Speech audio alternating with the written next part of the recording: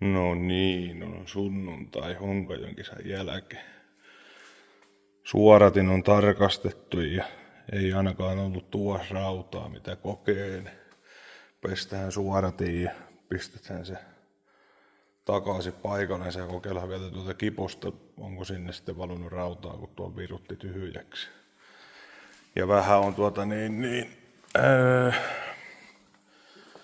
mennään tältä puolelta tuota ronkasta vähän niin kuin tullaan öljyä, että oli tullut läntti tuonne, kun oli isä aamulla täällä käynyt, että tää vähän koittaa tutkia. Sitten käytin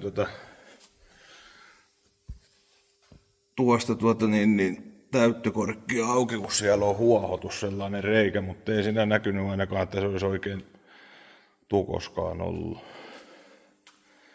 Se on sieltä ropun tyköä, se on märkä ja vähän sitä saumasta, että pitää tutkia, että pitääkö sinne vaihtaa uusi kuparitiiviste tai jotakin muuta, että se rupeaisi pitämään. En tiedä. Joo, ei kai siinä. Meinaan tästä tämän suodattimen kattoa ja sitten mennä vähän makaamaan. Meni ehkä pikkuisen kaljaa eilen, kun jäi hyvä mieli.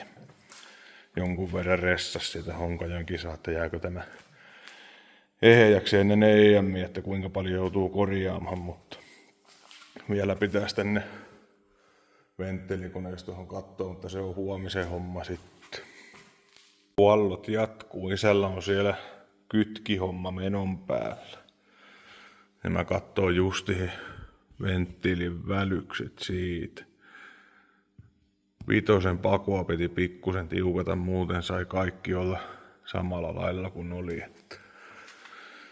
Se on kun niillä pari kertaa ajaa tekemisen jälkeen, niin sitten ne rupeaa pikkuhiljaa tasautumaan, että ne ei oikein muutu semmoista. No joo, se olisi huollot nyt tehty ennen Saksan reissua. Jos pian pääsis painoharhaisista äänistä eroon. Tiedä, tuntuu, että se on mukaan kuulunut koko kesä jotakin ihmeellistä kolinaa, mutta ei ainakaan ole mitään syytä löytynyt, eikä suodattimessa ollut rautaa, mutta kai se itsestänsä ilmoittelu sitten, kun se on sillä päällä. Paljon muuta tiedätte.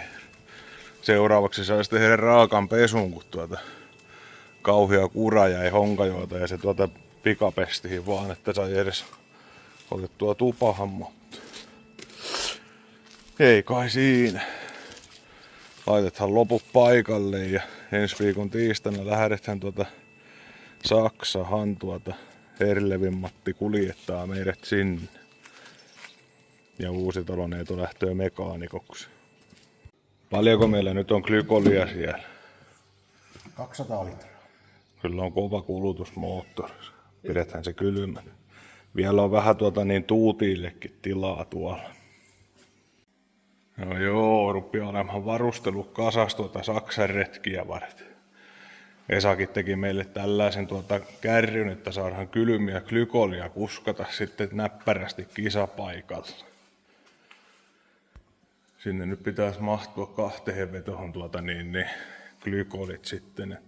Ja pysyy kylmänä, vaikka olisi lämpöisempikin päivä. Että ei siinäkään anneta perään enää yhtään. Kiitoksia vaan Esalle, kun viitti tällaisen tehdä ja kerkes tekemään. Että vähän oli tiukka aikataulu, mutta valmista tuli. Ja täällä on sitten toinen työkaveri on moneen otteeseen kysellyt että mitä tulostetaan traktoriin. Ja sitten paria päivää ennen lähtöä hoksasi, että sinnehän voisi tällaiset tehdä. Eilen illalla ne sitten tuotiin, että sai kokeilla, niin hyvin kyllä passaa ja komiat tuli. Kiitoksia vaan Matiakselle. No joo, olis viimein kuorma sidottuna päällä. Siinä oli hyviä keskusteluja, kun vedettiin liinoja ja ketjuja ja mihinkä laitetaan. Täällä on vielä joku palaveri menossa ja kaikki on höp lähdös nyt. Joo, se alkaa nyt reissu Saksan maalle sitten ei kai siinä. Niin, on päästy matkalle. Tässäkö se on? Viitmään. Joo. Ajettiin kilometrin verran, niin pitää pysähtyä jo ensimmäisen kerran. Kusitaan. Joo. ottaa ollut niin hyvän lastaussession päätteeksi. Joo. Pahin hermoilu on ohitte, että nyt kun vaan pääsee Lauttahan ja Saksahan, niin kaikki on hyvin. Vai mitä sanoo Mattiset? Kyllä me sinne päästähän. Mennään nyt ensiksi tuohon Tampereelle vähän Skandikkiin nukkuun ja sitten syyhän mahat täyteen ja aamulla ja sitten lähdetään eteenpäin. Kyllä.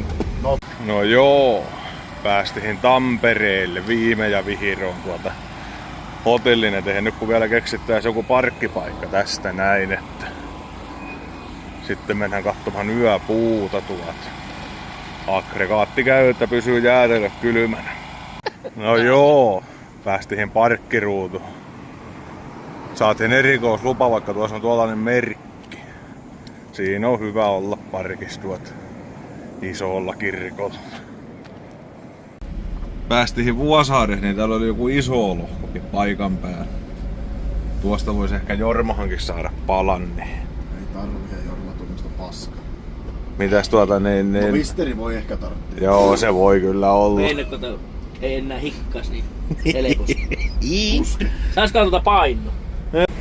No niin, pitkä odottaminen. Satamas on päättynyt, päästään viimeisen laivahan asti. Tänne on tehty tällainen Eikö nyt otetaan vielä possukuja, tällainen sopiva, ja täällä on muitakin tubettajia. Tulevia tubettajia. Joo. Tää Matti meinas sanoo. Tää? Tää meinas sanoo. Vähän kapioita välejä tämmöselle.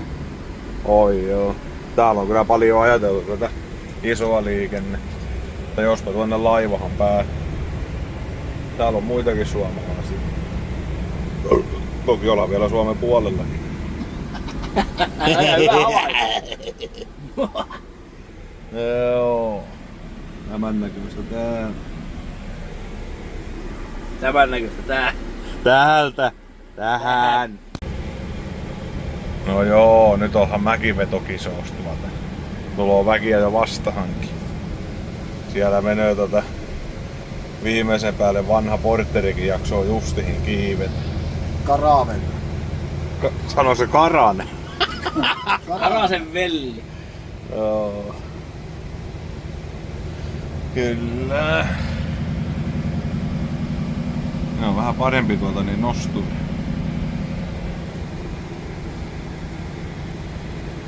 Ja miten tää pitäis käydä? Eetoki harjoittelua tupettamista pikkuhiljaa. Joo. Ostetaan ihan kimpaalle. En tiedä miten tää käytetään. Mä vähän jotenkin huililla miten sattuu. Sormettanut koko reissun. Joku on saatana veneilemässä tuolla. Tulookohan kalaa? Sanokaa nyt jotenkin kivaa tähän alkuun. Moi, laivalta. Joo. Segelbootti lähti justihin Vuosaaresta. Kauheasti on ainakin väkiä täällä paikan päällä. Ei tiedä. Tiedä pitääkö meidän kohta hakea kaljat Eetun kanssa. Voi olla. Matille otetaan pillimehu. Se on parasta. Oo. Trippi. Pillistä Paljonko kuumaa. Oo. Paljonko lamppu? Lambda kun katsoo, niin se voi olla, että se on joku 16,5. No joo, nyt päästiin Saksan puolelle. Nyt kun vielä päästään niin autolle ja pois täältä. Siinä on reikä poispäin. Iso reikä. Oo. Karvoin. Big Hole. Sieltä päästään ihan justihin Saksan maaperälle.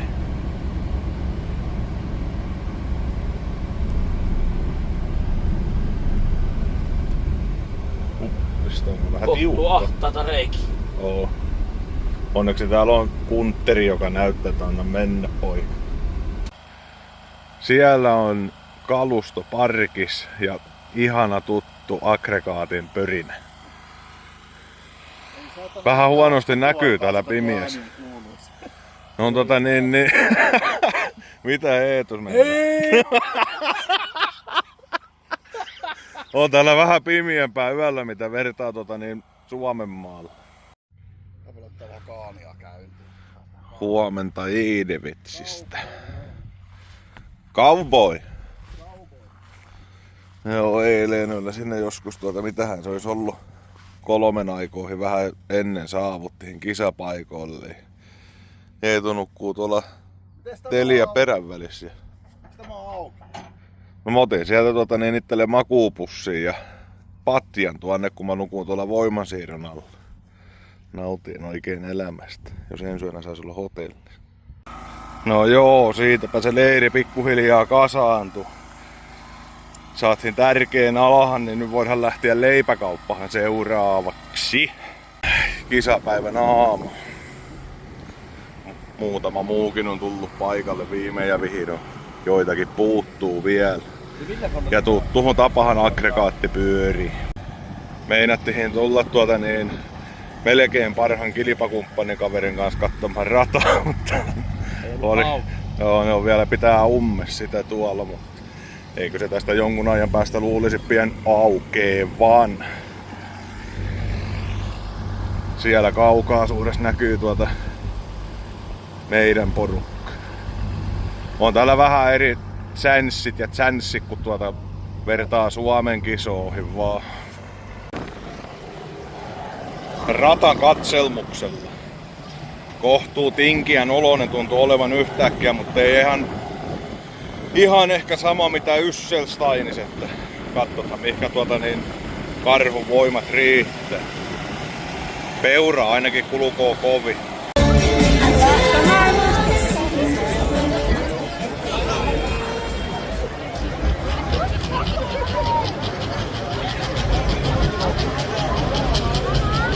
Okay, der Ursus macht sich startbereit, 1500 PS. Ursus Traktor. Zieht an der Bahn, holt sich den Wohnraum. Der nächste Starter.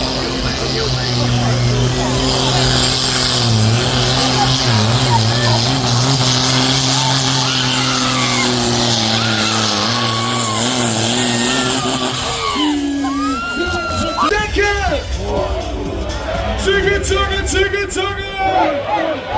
Finale ist angerichtet. Auf geht's! Die Jungs aus Finnland machen sich bereit. Der Ursus ist da. Kann er den Titel gewinnen?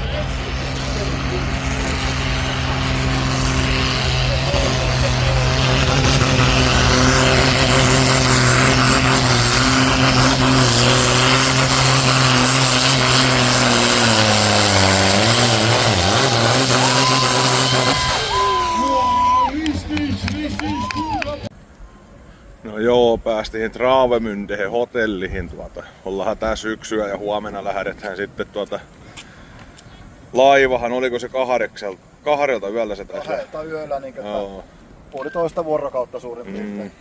Löytyyköhän meille kämppää? En tiedä miten voi kuluttaa ajan. No joo. Lähdettiin iltakävelylle tähän Travemündehen satamahan ja meidän piti vielä Kaania tuonne kaikki vähän niinku someen. joo, ei Kaanialle ei ollut tilaa hotellin edes, niin vietiin se tuonne Palahan matkaan ja nyt vähän sitä kävellähän, mutta Tilattiin taksi tuo. tuo on vähän isompi paatti mitä Lapuanjokeen mahtuu, niin tuloo tuolta. Nyt näkyy se tuo. Joo, tultiin vähän illasta katsomaan tähän terassille fiilistelyä täältä Travemündehen sataman puolella. Tuolla on joku festari tullut koko illan, kauhea jumputus, mutta ne on Vihiroon lopettanut. Nyt vaan hullut enää kattoo jalkapalloa. Vihiroon? On kyllä komian näköistä, kun on valot päällä. Tuolla on joku... Matti ei uskalla tulla tähän parvekkeen. Tuolla on joku iso segelbootti. Kuorma on purehtu. Ja otetaanhan nyt tuohon edelliseen jatkoksi, että ei tullut siellä EM:issä kuvattua sitten mitään videoa vetojen jälkeen, kun tuli vähän viihdyttyä sitten muiden tiimiläisten tai naapuritiimiläisten kanssa. Mutta ei kai siinä oltiin 7 15 osallistujan lähtölistasta ja se nyt oli ihan hyvä sijoitus, että ensimmäinen veto oli 102 metriä ja päästiin pull-offiin ja toinen oli sitten 94 ja oliko se 06 vai 09, että kutospaikka hävittiin 0,5 metrillä ja viime vuonna kun oli Ysselstainis EM:issä, niin oltiin 3. paikasta 10 metriä, niin nyt se oli karkeasti 5 metriä, että kyllä sinne jotakin parannusta on tullut talven aikana kuitenkin, että hyvin kyllä kone pelasi, että ei veroissa ollut mitään vikaa sillä lailla. Toisessa se vähän meinasi loikottaa ja olla pientä piron puutetta, mutta ensimmäinen veto oli parempi. Mutta ei kai siinä. Se meni sillä lailla ja tyytyväinen saa olla. Ja tähän vielä sanoa kiitoksia Herlevi Matille, kun lähti kuljettamaan meitä sinne, ja Uusitalon Eetolle, kun tuli mekaanikkona. Ja sitten näitä, mitkä lähti eriksensä tukemahan niin tätä EM-matkaa, niin Savon Raskashuolto ja PT Reisinkin Pyry Takkunen ja sitten Arne Saarnio ja Aksel Wikström. Ne avusti meidän matkaa tuonne ulkomaille. Että kiitoksia heillekin. Semmosta. Ei kai siinä. Jatkuu seuraavassa osassa jaksossa sitten kun ruvetaan ihmettelemään, mikä tätä vaivasi.